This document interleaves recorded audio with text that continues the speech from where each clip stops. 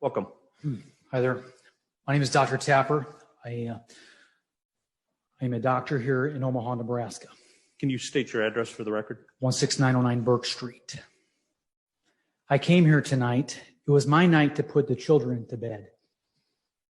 I have nothing to gain by being here tonight, but everything to lose. In fact, my wife didn't want me to be here tonight because she thinks this is a waste of time for me to speak out. She said that you guys have your minds made up, and I beg to differ. I stand by the quote that you never know how far-reaching something you may think, say today will affect the lives of millions tomorrow. We all want the same thing, don't we? We want healthy people. I am a doctor of prevention. I am a doctor of wellness. That's what I specialize in. I am a nerd. I spend lots of time studying NVSS numbers from the CDC. I put on flu workshops, and I have been for many years. And I have some concerns about where we're headed. I'm not here to tell you and argue and debate whether these masks are effective or ineffective, because we can sit here all night. I can show you peer-reviewed articles and studies from that were published in the the American Associations for Physicians and Surgeons. But what I'm here to tell you is that we're basing all of these lockdowns, these restrictions, these mandates on faulty testing. In other words, we don't have a pandemic of people falling over dead. What we have is a pandemic of false positives. In fact, I want to ask you the question.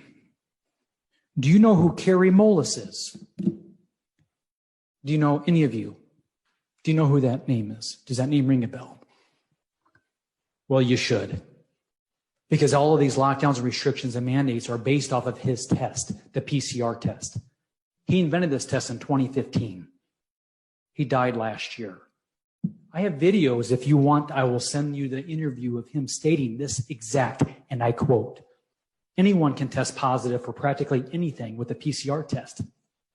If you run it long enough with PCR, you do it well, you can find almost anything in anybody. It doesn't tell you that you're sick. This test was never meant to be diagnostic.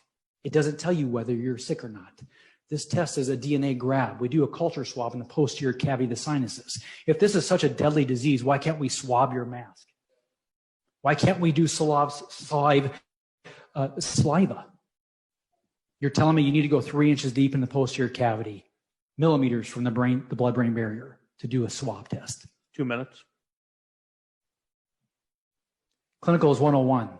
This type of test needs subjective, it needs symptomatology, and it needs objective findings to correlate, and not only correlate, but correspond to the diagnosis, to confirm the diagnosis. An asymptomatic person has neither. That tells you that this is a faulty testing. That is Clinicals 101. So why do we have this faulty testing? If you were paying attention last year, the ACIP, the Advisory Committee on Immunization Practice, stated last year that we can't force vaccinate anybody, but we can force compliance. The World Health Organization last year stated that the greatest threat to the health of the world are people who refuse vaccinations or unvaccinated people. This mask mandate will soon turn into a vaccine one, and I will be here in 2 months when that happens. Pfizer and Moderna are lobbying our government right now to push mandated vaccines. There were bills last year sweeping our nation to eradicate medical freedoms, and we need to understand that. Martin Luther King Jr. stated that the ultimate measure of a man or woman is not where he stands in times of comfort and convenience, but where he stands in conflict and controversy. We don't have medical freedom here.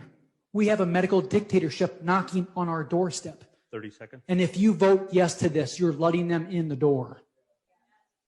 Please, no comments for decorum, no clapping.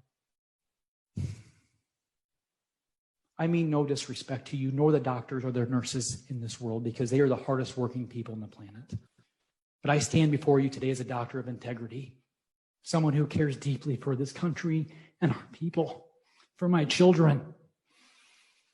Because our freedom is at stake here, and you vote yes, you just eradicated freedom. Thank you. Freedom isn't safe, but it's the safest thing we have. Next.